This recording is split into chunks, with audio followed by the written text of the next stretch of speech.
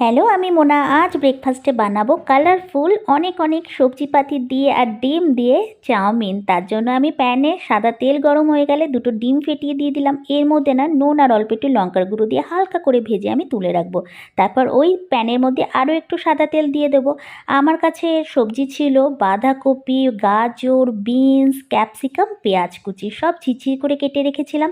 খুব কিন্তু সিদ্ধ করে দেবো না, জাস্ট নাড়িয়ে ছাড়িয়ে হালকা করে টস করে নেবো। এতে না কালারগুলো ঠিক থাকবে আর চাউমিনটা একটু ক্রাঞ্চি ক্রাঞ্চি ভেজিসগুলো না মুখে পড়লে বেশ ভালো লাগবে।